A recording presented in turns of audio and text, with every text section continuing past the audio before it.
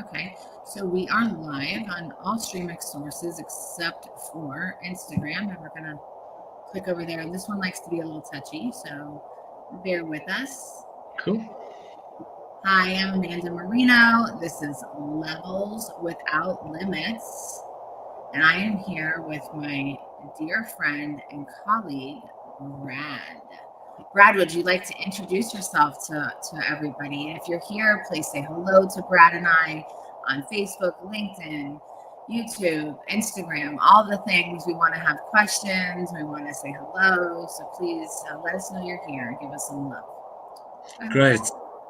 No pressure at all introducing all those platforms. Thanks for having me, Amanda. It's great to be part of this. And I am based in South Africa. I'm a Senior Addictions Counsellor at Freeman House Recovery. And I get involved in the general day-to-day process in the program and what we offer clients.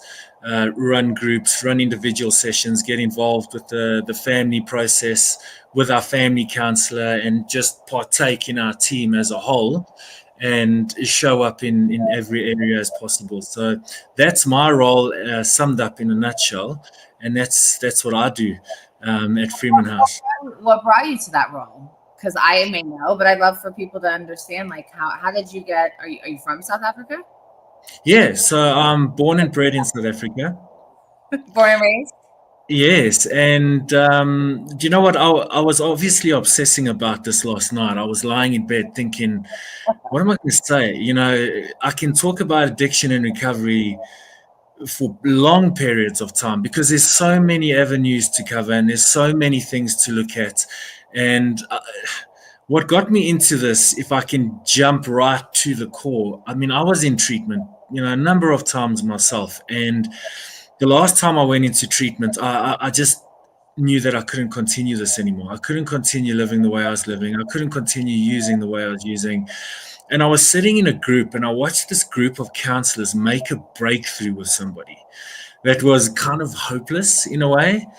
And I thought, wow, I want to be doing this. And I think I prophesied that over my life at the time, not really expecting it to manifest itself. And I got out of treatment, got into my own recovery process, and the opportunity presented itself. I was about 2 years into recovery, and the opportunity presented itself. And I left a good paying job at the time, and I had all the perks and the benefits, that came with the industry. I worked in the logistics industry. Okay. In like the courier industry, delivering parcels, and I'd run, different sites that our company ran, and very stressful, very different. And I got a call from a friend one day who opened a facility, and he said, listen here, I know you from our personal recovery experience. Would you like to come and get involved? And I thought, wow, amazing. And never looked back, but I did learn my lessons, Amanda. I thought, oh, great, I'm in recovery. I'll make a good addictions counselor. I'll just talk about my stuff all the time. Yeah. And great. But did it ever hit that moment of like you saying that many years back, like, oh, I want to do this? Like, did that come full circle? Did you feel that moment? Oh, yeah, absolutely. And I'm 16 years in recovery now myself, and going back 14 years when I got involved in this, thinking it would be as easy as I thought it would be, until you're actually sitting with somebody who's experienced the trauma. Then I started learning I need to get educated and I need to learn about this process. And I do remember when I got my certification, because I've always been surrounded by people who are very well accustomed to addiction treatment, and that I look up to, that have been mentors for many years, and they were all certified addiction counselors, and I never knew what that was. And then I looked into it, and the process you have to go through. Eventually I applied for it, I registered, I wrote the exam, I passed the exam, and I was like, it took me back to that day in treatment, and I was like, wow, like it's come around full circle, I had a moment like that. And it's so funny that I asked you that, because I just had on Instagram, Ken Seeley said hi. I don't know if you know Ken. Oh, wow. He's been on intervention for I used to think it was his show. I joke with him about it. And I would watch him on intervention, like years into my healing journey and say, I'm going to be on that show one day. And then when it happened, it was like so deep, like that it actually really happened, like, so I had that similar moment with that, like, because I came from entertainment and I was so desperately wanted to get back and on something, but do it in a version of helping people and as a person of substance. So that's very God timing, Ken, that you're here. Hi, Ken. That's amazing. But you know what, Amanda, like it's the same for you. I mean, I remember seeing you 2 or 3 years ago in London, and then you were on intervention. And I remember connecting with Ken a while back, I think on LinkedIn, sent him a message, started following him, and I was like, wow, this is, he's on intervention. I also thought it was his show. And then when I saw you on it, I was like, and I said to my boss, I said to Alan, I said, this is how you're making it. you the intervention, series. And I mean, I love watching that. I've learned so much from that show. Thank you. I thank you. And that, a lot of that goes to Ken. He's kept it going for many years. But my experience was amazing working on the show. The producers, the team, they cared so deeply. They did not do anything that we didn't want to do. Like they were I don't know how it was in other years, but we had the best. I mean, camera people were crying. It was the most real, beautiful, and dealing with people and trap houses and seeing things that I've actually never seen before. Right.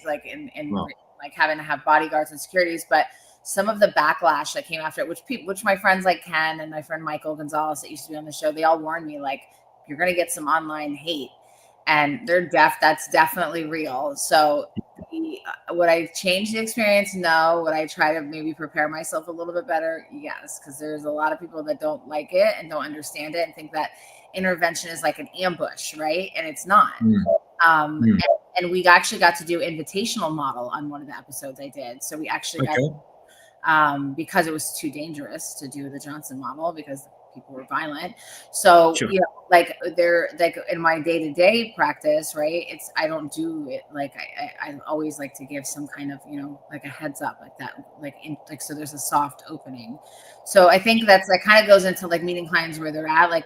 If you don't know what an intervention is, you don't know what treatment is, you may have a misconception from what you've heard or what you've seen, or even what therapy is, because it is not what most people think that have not experienced it. It's very loving. Absolutely. And like Brad, with you sharing what you do at your program, how you meet people where they are, that was super attractive to me. And you didn't even know that's how I ran my company too. No black or white. So tell me a little bit about what you believe, you do different that is meeting people where they are. So I think you've actually highlighted one of the aspects in addiction recovery. Often at the beginning phase before treatment, meeting somebody where they're at often is at the intervention phase. I had many myself, and whether I was ready to hear that message or not, that was my reality at the time. So looking at an intervention, for example, that raw, uncut nature of this is the goal, but this is where we've actually got to go first. We've got to sit down with this person in their pain and figure out a way forward, because it's not just, hey, go to treatment. Everybody runs into treatment willingly thinking this is going to be great, I'm going to get well. Right. We're sitting with people who, have serious problems and issues, and often getting the family on board prior to that is a massive step, in meeting people where they're at. So bringing it back to, the service that we offer, if we can call it a service in the sense of meeting clients where they're at. I was sitting in a group today and I was thinking, I looked at the individuals in this group and I thought, we've got a group of people here. Not all of them are the same in their process. Some people have different arrangements. Some people have different requirements. And I think this is meeting people where they're at, because if you do the whole one size fits all, which we talk about often in this field and online, people say this isn't a one size fits all process. But then, but what does that mean? So it means when a person comes into treatment, let's get to know them. I'm not going to put my expectation on you and say, hey, listen, in 2 weeks' time, this is where you need to be. Often I sit with the clients, they don't even want to be there.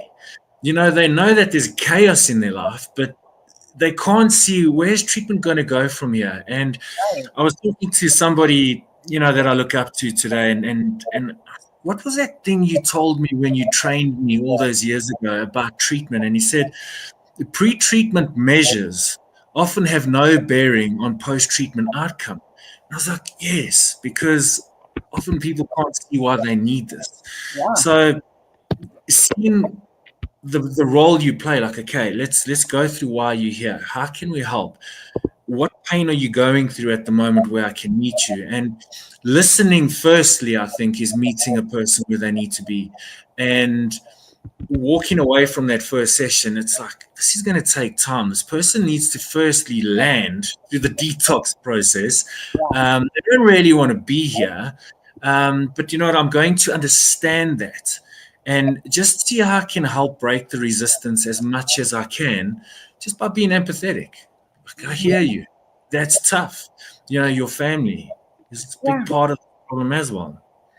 Yeah, I have a question on that. Like, I'm just curious, like, because I've been in the field for about 15 years and kind of seen the shifts in the growth. I believe we're helping people better, right? We're meeting them where they are, and like what that means is each client and person, if they're an individual human, they come from a different family unit, they have a different walk of life, a different background, and their care is not going to look the same for the treatment. So like, it's like someone with cancer or any kind of like, serious illness.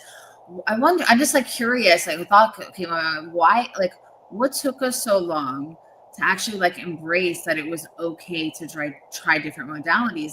Like I say this very openly and honestly, that I was so black or white in my own personal life that when I started working in this field, I applied that too. But when I opened up Next Level, when I started training for 2 years before I opened Next Level, like doing this work, companion work and interventions, I realized, that's gonna hurt people. Like I want to help people and I want to do better and I want to not X somebody out as a possible client because they're not willing to do 110% of what I'm saying, right? Like I want little wins. So then I looked back at like my own personal life and was like, man, I harm people in my life with that mentality. Like if you're not doing this, you're gonna die. You have to be this way or no way. And I think that's like what took us so long to get here. Yeah, I think I've often asked myself that question. It's like, my understanding of coming into this field firstly was like complete abstinence across the board, right? Because my recovery equals that, and I look. People have their opinions about different forms of recovery, but I mean, my personal process is very 12-step driven, and I had to shift from telling people you have to do this or that's going to happen, because that was my experience. And I had to quickly understand I can't impose and just say that's going to be like that for that person. And I had to look at my ego at some point because I wanted to be right all the time. And a counselor being in a position of power, you've got to be very flexible and understanding of that power because it can be very harmful. And looking at, hold on, that client is not me, and I'm not that client. However, this is what they're presenting. And my experience and my education had to come into play, particularly my education, where people can say to you, listen, Brad, that approach isn't going to work. You need to challenge this part about you that's going to help you see your clients more. And yes, it's taken time. But being involved in the process and working, and I keep highlighting in any talk, you've got to have people there that are going to help you check yourself, good supervisors, good team leaders, good people, that guide you. And I think there's a lot of that where people don't do that. And then that's why they take long. It's just like, I'm going to go in blindsided. This is what I know. Boom, enforce it. And it doesn't really work out that way all the time, mate, does it? Yeah, no, I just remember like my one best friend, and I've talked about this too. Growing up was my best friend, and like she was super against hard drugs, and she ended up passing away from a heroin overdose. And in her hard times when she would get on medication management. I was not in the place yet where I knew any better, and I did not support it and was like not for it. But God, today I would kill anything to have her still alive on some kind of medication, than be gone, and that I look back at that moment and I take ownership. I was shaming and I was judgmental, and I was not, I wasn't really educated or experienced with so many walks of life that, like, now in the work that I do, I can't be like that or I'm going to hurt people. So yeah, I try to always come from like a loving approach, and also like make sure there's the right professionals in the pot, what psychiatrist is the right person, what therapist, what coach, companion, whatever the service, interventionist, whatever the service may be, that it's the right person for that client too, because we get to know things about them. I think that's you probably do that too. You probably like, oh, in the initial assessment, like, oh, this person would be great for this therapist. 100%. And I think a big part of this, Amanda, is being able to hold space, right? I don't know who's going to walk through that door. Like if I'm having a session or somebody's been admitted into treatment, I don't know who I'm dealing with, but then I quickly forget they don't know who they're dealing with, and it's like, who's this guy? I've got to trust him. And that process is like, I've got to be the one that brings the space, and just being able to listen and let the person not talk or talk, just holding that space, I think is a gift that we learn, and a gift we get given somewhere in life, that comes naturally. And just that alone, I mean, I remember having brilliant counselors, and what's made them brilliant, they hold space. And I left there not feeling judged about whatever I was sharing or whatever my idea of recovery was. They would guide me back to, this is more realistic or rational as a recovery process. And I remember those counselors, they held me. So holding space is the big element to this as well. I love that. And I think there's such beauty being on both sides of that side, right? Being the person that feels safe to share in that space. But today, when somebody tells me things or shares their whatever's going on with them with me, like, I think that's so sacred and pure and beautiful. And I thank people, like, thank you so much for your vulnerability and feeling safe with me. Like, that's such a humbling, experience for someone to feel that with me, to be able to be open and trusting when you've had many reasons in your life to not trust people. Most people that end up in these situations, right? Oh yeah, trust is massive. And how that comes into a space is golden, because you can either lose it from word go, or if you lose it, judge yourself. Like, I know how I felt the trust. I know how I felt myself, my own process.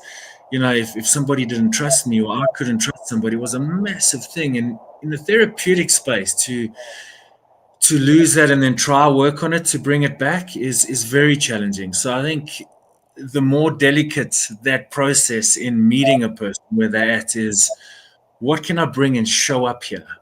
And how can this person just feel heard? I think those are the most powerful things you can hear from somebody. Let's check out of this counseling session. How are you feeling today? I feel heard and I feel seen. I think that's massive for somebody, going through a mental health process or addiction, particularly, like, I feel seen and heard by you. Like, wow. Yeah, listen, people that are generally, whether, people aren't feeling good about themselves to begin with. I can date back, I'm 44 years old now. I was in a program when I was 15. Okay. And this program was terrible. It got condemned. And I'm so grateful that, like, the adolescent programs that I work with today do not do anything like what I went through. So it was like, I come in as a traumatized young girl, and it's a lie from the begin with. They like tell you that you're going to a psychiatrist appointment, and they lock a door behind you and tell you you're going to be there a year to 3 years. Okay. And then all dignity is like stripped away. You are beat down to build back up. That model does not work for a rebellious, traumatized teenage girl. Like, it hurt me more. It wounded me more. Like, I felt like less worthy. I ended up escaping twice. As one does. And then finally my mom saw that it was not very, like, she didn't like some of the things that were going, like, it felt off to her.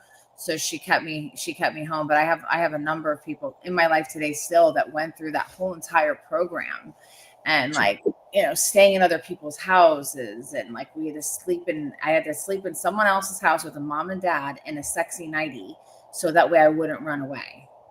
Wow. They didn't know who they were dealing with. I ran away. But I'm saying, like when I visit with adolescent or young adult programs now, and I see that, like, parents have to like have a buy-in, and the parents get called out, and they have to take responsibility, and the child gets agency and gets a say in the care, and gets, like, that is empowering. That's going to help them get better, like meeting them with love and compassion. Absolutely.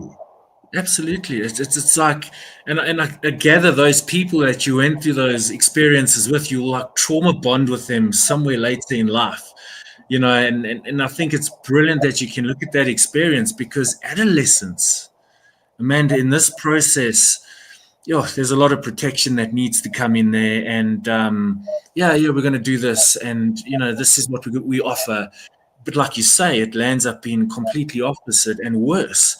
So I think bringing that integrity and that honesty, and that, this is an individual that we're trying to help regardless of age. And even at 15 years old, I had been through hell like a grown up. So like I needed to be treated with a drop of respect. Like I mattered a little bit, because I already felt like the biggest piece of crap in the world. So, but then I do, like, I remember Michelle, if you're watching, she's connected with me, my last treatment therapist. She met me with the right amount of tough love and compassionate love, because I needed to have a little swift kick in the ass, but with someone I felt like was there for me and supported me and believed in me. And she always messages me like all the time randomly, and is like, I'm so proud of you. I like always knew you would do great things. And so, she was a person for me that was like one of those first few people, That's brilliant. Like you can connect. I like that mixture. Because it's not like, I'm going to baby you all the way. It's like, okay, I'm loving you, but sometimes loving you is going to look like this. I'm going to tell you the truth. You might not like it now, so just go think about it, sit with it, and see where it goes. I think that balance is amazing. And what I see some of my counselors from back in the day, and the fact that we can sit down and say, geez, you know what, this is how you helped me. Or they can say, wow, look how far you've come. And it's amazing, like how we were talking about it earlier on, how it comes around full circle. When you can still have contact with them and know, hey, they kicked my ass when it needed to be kicked, because that's part of the love, that has to be brought to the circle in a loving way. And I think only counselors will really understand that, in a loving way. Absolutely. Like I gotta, and like the things that I live for and that keep me going are like the text messages from like a parent or a wife or a husband or whomever, child, years later, like, hey, just want to send you a picture of so-and-so. Look how great they're doing. I just sent a friend of mine who's struggling your phone number with her loved one. And it's like to see to actually like see like the picture of like the really healthy person and like living their best life, like that stuff on the days where I feel like, oh my God, this is the hardest thing I've ever done. Why do I do this? Those are the days, like those are the things that keep me going, just a win here and there is like, Yeah. And it's great you can see and give, recognition to that. You were held once in a space where it's like, I see you, I hear you. And that group I was talking about today earlier, we've got a wonderful team. Our team, what I think is amazing about treatment is how the team gel. And if you're sitting in a group, or if the counselor has got their hands full with the situation, how we can just adapt. We come into, okay, where can I jump in? Where can I help? What do you need? And I think that's amazing as well. The team unity that comes in this process is we all get it. Like whether this is my individual clients or not, I get where that client's at. So now I get where you at and where you're struggling. Let's sit down, let's talk about it, let's move. And that flow is also amazing in how the client actually benefits in the end as well, how well the team works together. And if the team works together, the client will feel that and benefit from it in the end. So now it's become more and more of a thing, of options to go abroad for Americans and in the treatment space. Yeah. And, so like for someone that may be considering going to treatment, that can either go to a strip mall treatment center, here in Florida, or go to, or something that's well known in the States. Like what would they get? Like, and is it safe? Like, I'm sure there's a lot of questions that people from the States or Canada, may be concerned or wonder what's unique and special. So that's kind of very broad. So whatever comes up first.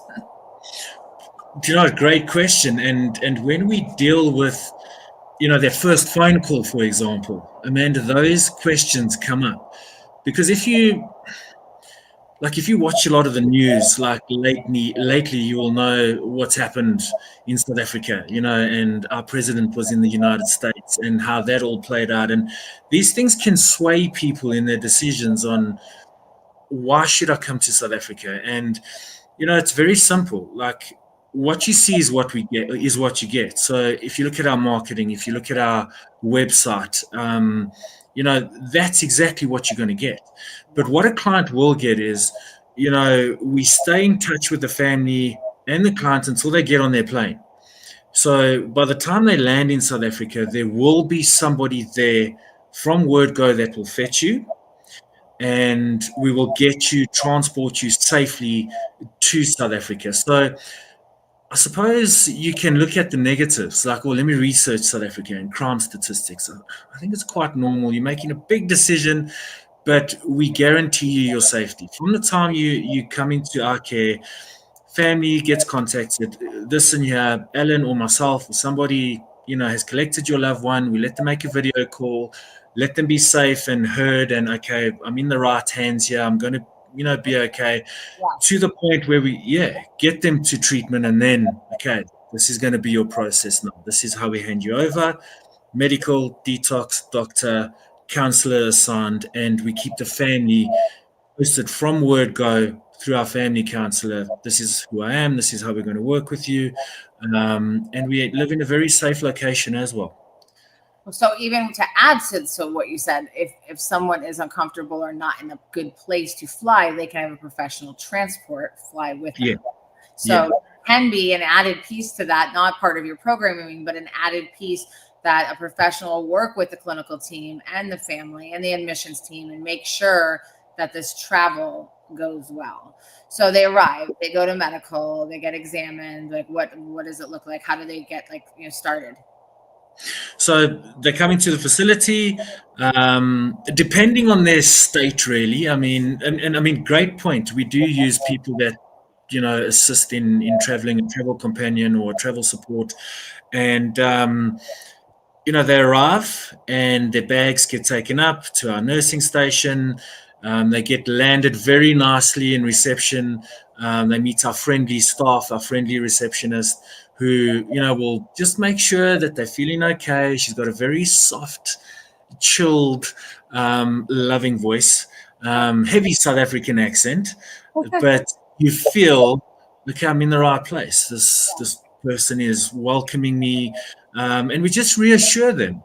So if we know somebody's landed, in our facility that is from another country, we're all aware of it at the same time. So in that process of them being admitted, 2, 3, or 4 people will come up. This is who I am. Welcome to treatment. We've been expecting you. We greet them by name, and which I think is important. I have an identity in another country. They're calling me by my name.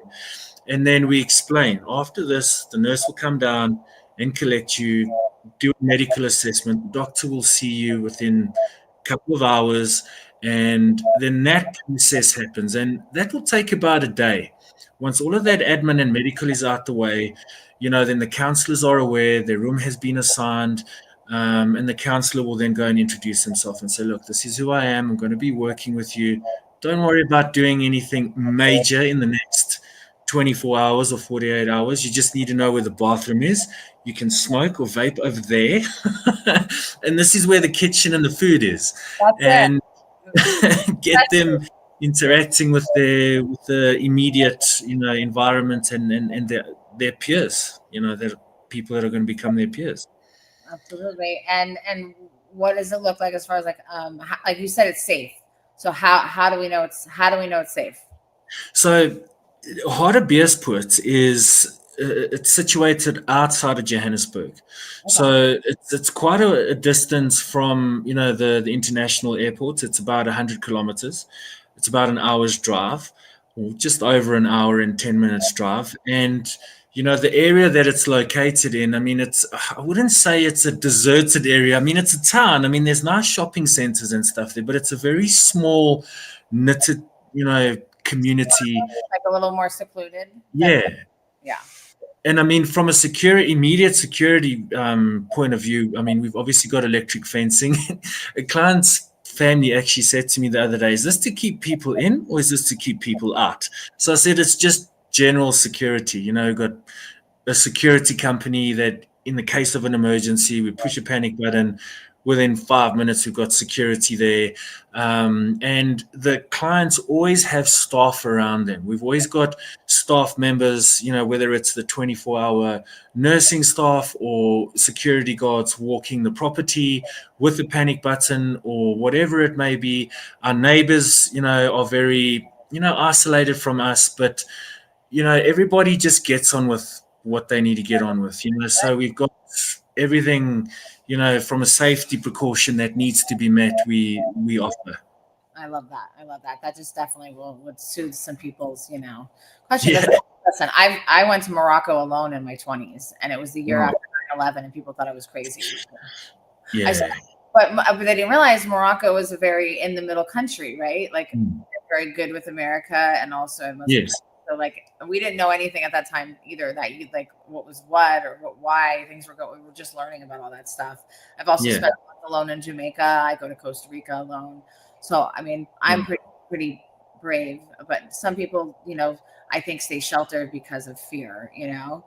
And what I've been talking to some people about, some programs abroad and kind of saying hey, this is such a great opportunity, not just to go, to treatment, but to go away, to kind of get an experience, to get some different, I mean, I'm sure you what does it look like as far as therapy, what do you guys do? How much one-on-one therapy, things like that? I really give more of a bang for your buck, I guess I'd say. You get great care for, for not insane prices. Probably what here would cost, over 100,000 US dollars.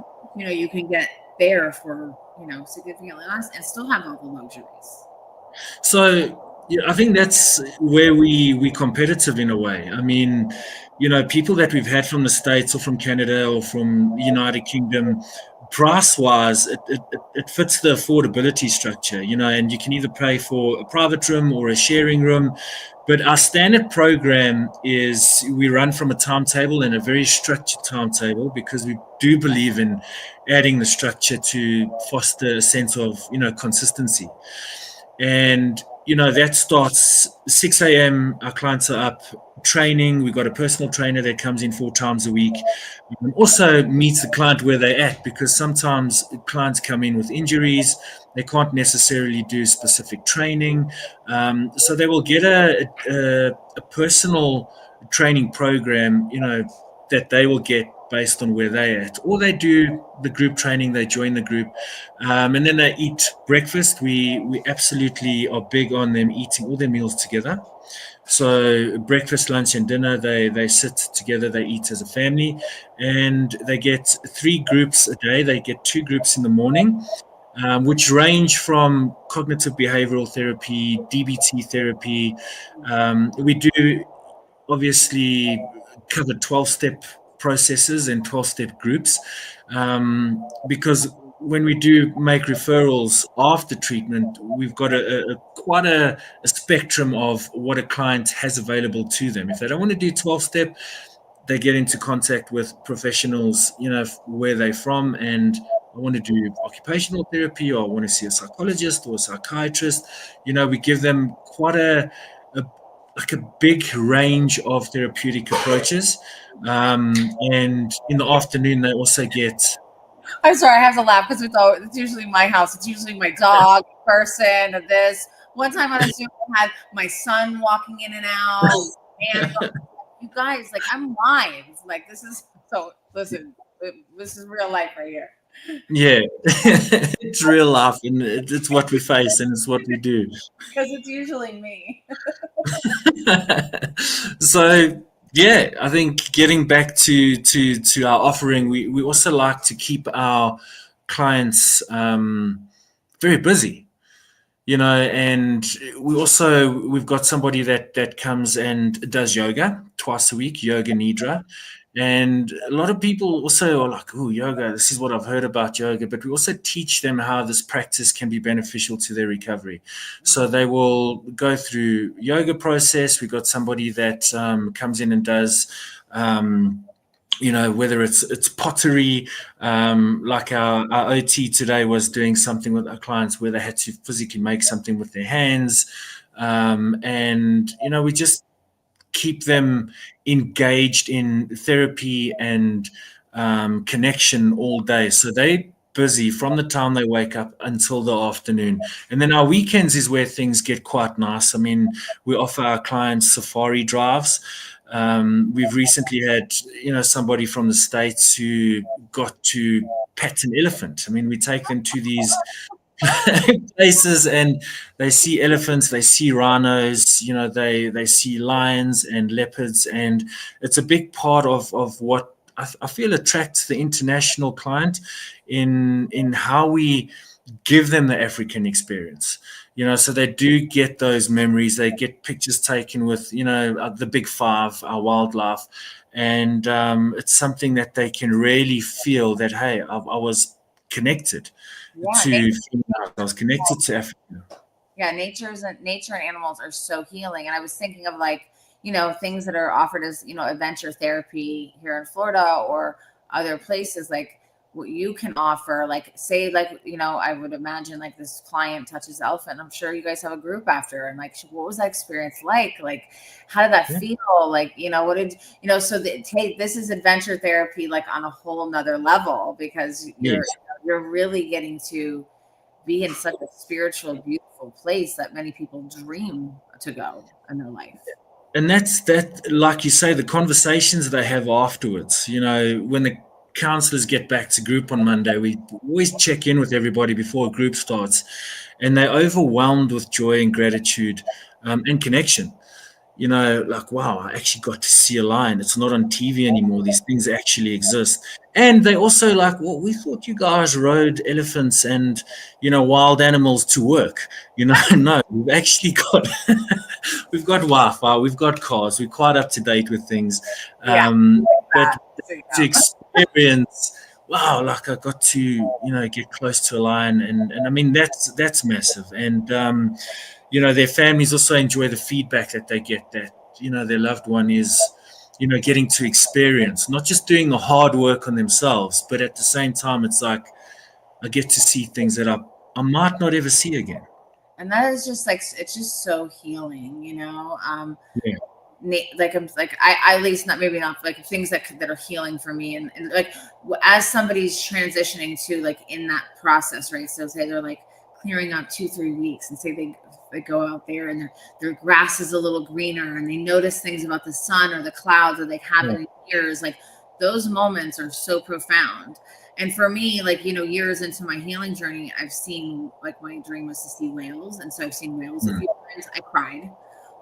I tried to see a moose for years. In Utah and Colorado, me and my kids looked for a moose where they said they were at, and they were not there. And then when I finally got to see one, I saw 3 that day. I also cried.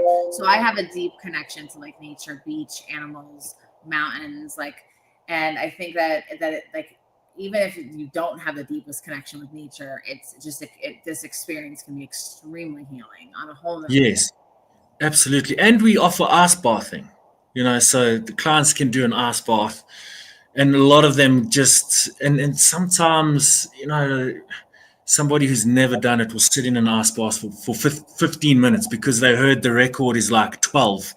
So I'm going to sit in. I've never done this, but I'm going to get in. And it's just how all of these things that we offer bring the sense of fellowship, and the connection, which is a massive thing across the board in recovery or mental health. It's like, how do you connect to your environment, the people around you, building relationships with self and with others? It just creates that environment for all of these things to happen with our clients. And it's amazing how they adapt to it and they just, zone in, like, I'm here for me. All of these beautiful things are around me. And like you say, like, you get to acknowledge and notice things. I mean, we often have fish eagles circling above our treatment facility, and they've got a specific call.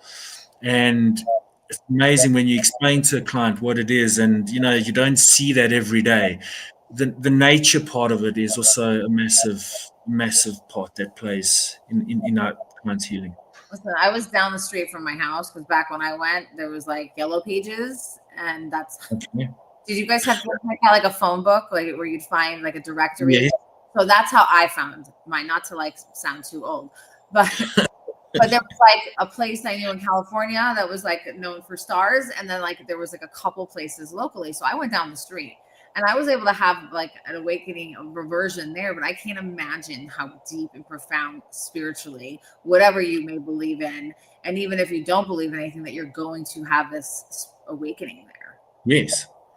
Absolutely. And I think that, whether it's from a nature point of view or sitting in a group, often I see the penny will drop for somebody when they're not even talking, they're listening to someone else. And I go, yeah, I also had that experience. And you just see the light go on. And it's like, I've had an experience. I can't really explain it. But I think if we look at it for whatever it is the individual believes in, something turns on. Well, you said that at the beginning of this, you said watching someone else have a breakthrough was a moment for you of an awakening. Yeah, 100%. Because we're not in this alone. It's all, at the end of the day, it's like we have to build community. We can't do this alone. Like I share in my public speaking a lot. Like I was a guy's girl until I started my healing journey. I still vibe with guys, but I am a girl's girl. Like I look and think about powerful, beautiful, strong, smart women, and I want to know them. The old unhealed version of me would have hated them just because, I think that's another thing that we find, like, yes, you can have safe, healthy male and female friendships and opposite sex.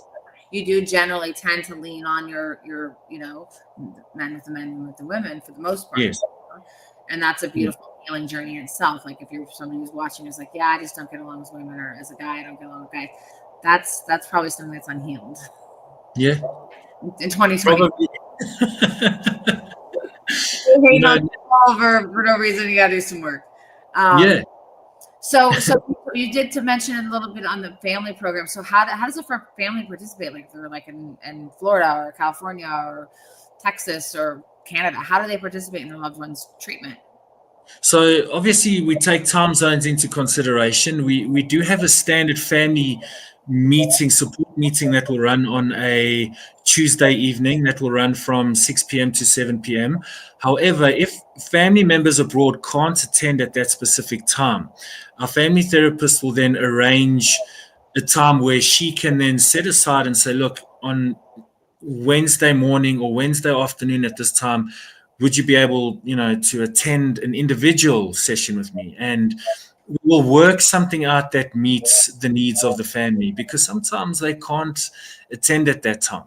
Like when the meeting's running now, if you look at the time your side, often people are at work or they've got other commitments. So we tailor make the time and the time slot so that the family will have their time available to talk to our family therapist, and sometimes clients will be like, oh, why are you talking to my family? What are you saying? We say, look, it's important your family get heard and supported and educated about addiction and recovery and what their process looks like. So we're not going to talk about your stuff. We'll protect your confidentiality, but your family's input is important in this. So not only do they get understood themselves, we also need to understand you.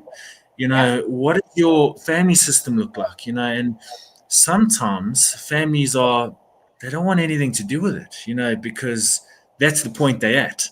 or there might just be a mom, or there might just be a dad, or brother and sister have been looking after me for the past 5 years. So this is who I want you to get into touch with. So we bring everything together to create the picture for the client that you getting your healing here, and we're giving you intensive therapy, but it's important that your family are on board, if they want to be, because sometimes families are like not getting involved. We've done this before. You do what you need to do and let us know when he or she is going to leave treatment. And most cases, we work quite closely with family members, but it's important that they feel heard and understand what this is about.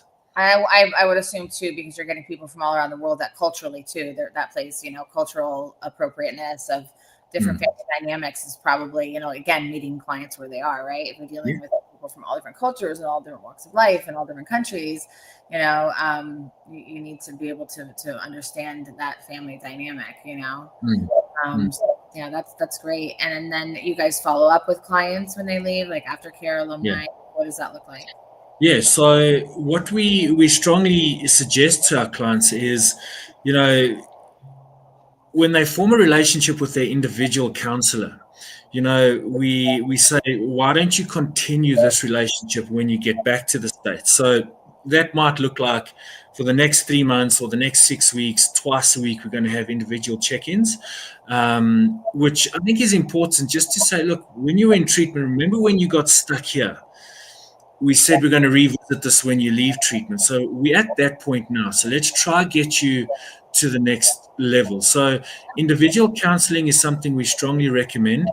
We do have, a client's WhatsApp group where we stay in touch with our clients as a whole when they leave treatment. So on this group, they can share milestones. If any of them celebrate milestones and they've got an online 12-step meeting or a support group that, that the group can sign into, we just help keep that camaraderie between them, and we do stay in touch with them and the families together. So they're always either posting on the group, or our counselors have sessions scheduled with them during the course of the week. So that's what we offer until they find or go back to a professional that has referred them to us, that will then refer them onwards from there. So we collaborative. And then I'm sure sometimes, like if someone needed like a companion to go home with, like to make sure things were safe, or if someone needed management, like bringing in outside partnerships to help facilitate aftercare. Yeah, and it's so important for the States and other countries, like being able to collaborate with the person who referred them to listen. This is where they're at. Referring them back to you. What resources to filter them into. And then on my end, I would be it was a client I referred in. I would be getting in touch with the therapist and knowing if there's any struggles or any issues, and being involved in the aftercare plan and making sure it's what are you guys clinically recommending? How can I find a match for that? Whether it's with a customized aftercare plan, or if they're going to be like in a structured kind of like outpatient program. So yeah, all of that communication stuff is great, and that you guys are great communicators. I mean, I love the relationship we're building. When I talk to my therapist friends or colleagues about like clients wanting to go abroad more, it's definitely a thing, and you guys are providing a safe space, and I think that I'm going to be able to personally show that soon, how safe it is. That's great. And you know what, we look forward, because you know what the funny thing is, we go abroad for great education and networking with people overseas, and people overseas want to come to South Africa to check it out and be like, okay, cool. So we take the education and the connections from your side and we bring it to our facility, and that's how we build a network. Because I remember when you did a talk at that time in England, at that conference, and I still remember the presentation that you did, and I was thinking, this is who we need to connect with, and here we are. We're talking. I had a bright yellow sweater on and black pleather pants. I remember that outfit. and yeah, we are. It's like we connect. Sean Dugan, he works internationally. He's the reason I first went to London, and then we took a trip to a train to Paris with my sister. Okay. Super cool. Like I had never been over there, it was super. Yeah, So that's great. You get to see things, do things, and meet people. that's where we first connected, and here we are today, and then we'll be together in person again very soon. Yeah. Looking forward. So if people want to find you besides on here, what is the website again? I just want to add it in here. It's www.freemanhouserecovery.com. Okay. And on Instagram, and you can find us on Facebook as well. Okay, awesome. Oh, just one thing I didn't ask was what is like, is there a set length of care, or is it that all customized?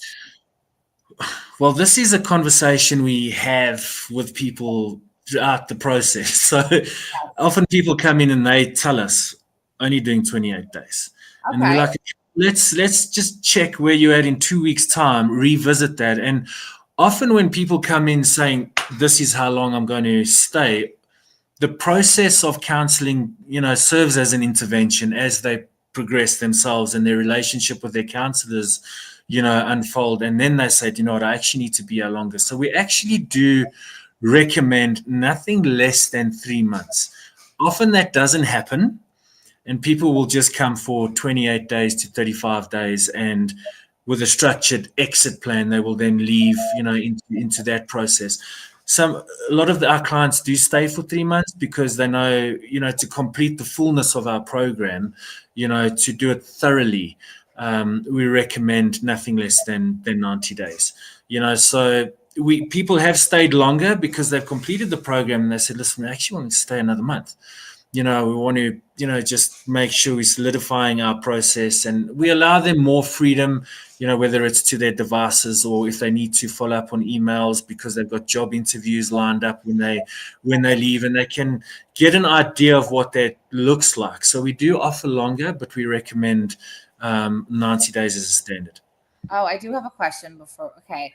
How would you go about helping someone who suffers from agoraphobia and helping them feel safe while also getting them the help they need? Well, that's a very good question. We've had people come from overseas, and for the first 10 days, it's a very shaky process for them to try and settle. So constant reassurance. Our clinical team meets once a week to do a case management, but we communicate with each other throughout the day, every day. So that's nurses, counselors, our treatment assistants, and we live in, our owner lives in quite close proximity that if anything goes down, he can also get to the facility quite quickly. But through constant, the owner is a gem, and he is in this because he has passion. He would provide. I just wanted to add that he is a gem. So, and he will be there in a flash. So the constant reassurance, also understanding that this client is anxious, there's a separation, they're in a different country. We're also very flexible in the sense of, okay, what do you need? And sometimes it comes in the form of, I just want to speak to my husband, or I just want to speak to my dad or my mom. We meet them there and we say, okay, cool. We'll help you with a phone call, facilitate, jump onto a Zoom, jump onto a video call, ground them, and just constantly reassure and let them get used to their environment. So we're not going to put them in a group the next day and, be very confrontive, we're going to be very empathetic and understand and follow up with them and check up with them. We've got staff groups that operate throughout the evening. So if anything happens, we get a phone call, we get a message, and somebody will be attending to their clients individually. So the constant reassurance and presence of our staff being aware of how this person is feeling is one of the approaches that we have. And I could answer that on the front end, having them, with a professional that, can support them, maybe meet them at their home, help them pack, walk them step by step, take it very slow, leave really early for the airport, get a comfortable seat, get a roomy seat, maybe pay a little more to not feel so confined, and also, feel safe leaving the home. So it's it takes a village. It really does. Yeah. And do you know what's amazing, Amanda, is all the options that are available today. I mean, I'd never heard of a travel companion ever in my day. Nowadays, we've got so many people. Social media is so good at connecting people. Listen, yeah, I've got somebody traveling from the States. Would you be able to travel with them? And that reassurance, is also, it's amazing, what is available today to get somebody from that place to a Yeah. safe. Yeah, and it's just because listen, how many people before this, I wonder, went to the airports and just disappeared. Like they're Oh, not yeah. in a stable state of mind. They're not, I mean, whether it's mental health, whether it's substance use disorder, whether it's eating disorder, whether it's process, whatever it is, they're not in a good state of mind. And getting on the plane to go, a few hours of time, whatever is at risk, and Yeah, so to have that professional, like we don't. I understand, like, for people that need to find that online, like we are very selective. Like if we don't have someone in our database, like we handpicked everybody that does work with us, and know their background and know everything about them. We ask very few trusted resources. Like, hey, our person isn't available in this area, or that doesn't speak this language. Do you have somebody you recommend? And I have a few relationships like that. So, brilliant. making sure it's the right. Like I have one woman, she loves to work with moms with young children and for companions, and like that's a hard thing to find. It So she's is my one for simple. that. But with traveling, we want to make sure it's somebody that they can feel comfortable with and safe with, and that sometimes that transport can build a really big bond with somebody because they're there for Re- that very vulnerable time. really does. It really does. And you know what? It makes such a difference. When we know somebody has got a travel companion, we also feel at ease, Yeah, and the person arrives in a different space. yeah. They've been held, they've been, guided by somebody that's empathetic and caring, and it really makes a massive difference when that happens. Awesome. Well, thank you so much, Brad. Happy birthday Thank you. to your little one. Thank you very much. I'll tell him. I'll tell him all the way from America. Yes, tell him that your blonde friends from America. I'll definitely tell him. No, hopefully get to meet him. But thank you so much for your Sure. time, for sharing Thank you. all of this, and for the work that you're doing, because it's very powerful stuff. Likewise, and thank you so much. I mean, from the first time I came into contact with you to where we are now, I mean, we look to people like you to also help and guide and grow. So thank you for your time and making this possible. We really, really do appreciate it. You guys are family now. Thank you. All right. Have a beautiful day, everyone. Thank you so much for joining us on Levels Without Limits. I'm Amanda Marino. I'm here with Brad Webster. You can find me, Amanda Marino Official, on Instagram and TikTok, and you can find Next Level Recovery Associates on all social media outlets. Thank you, and have a fantastic day. Great.